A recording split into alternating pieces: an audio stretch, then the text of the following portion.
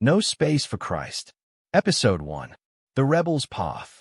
Sussy had always lived a life of luxury, surrounded by wealth and privilege. From a young age, she had learned that beauty and confidence could open any door, and she embraced the world with an air of arrogance. Though her mother had raised her with Christian values, Sussy had long dismissed them as old-fashioned beliefs, unfit for the glamorous life she desired. Her mother, a kind and deeply religious woman, had endured many struggles.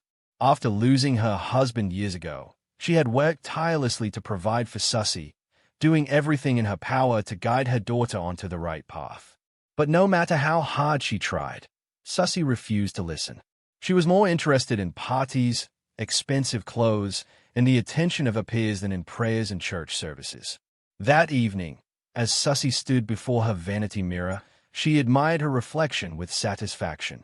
She wore a silk robe, and her long, manicured fingers skillfully applied a bold shade of red lipstick. Her jewelry gleamed under the soft light, a reminder of the wealth she flaunted so proudly. She took a few pictures of herself, checking her phone with a smirk as the latest party invitations popped up. It was yet another night to enjoy, another opportunity to show the world who she was. Just then, her phone buzzed, interrupting her thoughts. She glanced at the screen and sighed. It was her mother. "Not again," she muttered, rolling her eyes before answering. "Sussy, my child," her mother's voice was gentle, yet filled with worry. "Please, stay home tonight. Join me in prayer instead." Sussy scoffed. "Mom, I don't have time for all that. I have plans." Her mother's voice grew more urgent. "Sussy, you don't know what awaits you out there. The world is dangerous. Let Christ be your guide." Sussy laughed coldly. "Relax, Mom. I don't need prayers. Money and connections will take care of me." Without waiting for a response, she ended the call, tossing her phone aside. As she leaned back against her bed, a faint memory crept into her mind, a memory she had tried to bury for years. She saw herself as a young girl, standing in the rain, holding her mother's hand. Before them lay a freshly dug grave. Her father's name was etched into the cold stone. She remembered the way her mother had wept, whispering prayers through her tears. Even then, Sussy had wondered what good those prayers did. They had not brought her father back. Shaking off the memory, she stood up and pulled out a dazzling dress. Tonight was not for sadness. Tonight was for fun. Outside, the sound of a revving engine broke the silence of the evening. She walked to the window and smiled. A sleek, flashy car was parked in front of the house.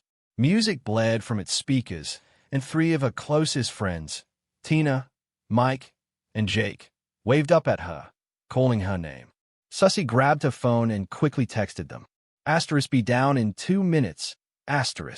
Excitedly, she changed into her dress, sprayed perfume on her neck, and admired herself one last time. She was ready to own the night. As she made her way to the door, she found her mother standing in her path, her face filled with sorrow. "Sussy, please," her mother begged softly. "Just this once, listen to me. Don't go." Sussy groaned. "Mom, not this again. At least make space for Christ in your life," her mother pleaded. "Take him with you." Sussy smirked and glanced at her friends, who were listening from outside, stifling laughter. Then, with a mocking grin, she replied, "There's no space for Christ in our car, unless he can fit in the trunk." "Oh, you guys already kept a crate of eggs in the trunk," she retorted. "Well, Christ, can manage with a crate of eggs anyway." Her friends erupted into laughter. With a final shake of her head, Sussy brushed past her mother and walked toward the car. Her mother stood silently, watching as they sped away into the night. The echoes of their laughter faded into the distance, swallowed by the darkness of the road ahead. What awaited them that night would change everything. Please wait patiently for the next episode. Like, comment, and share for more moral and educative stories.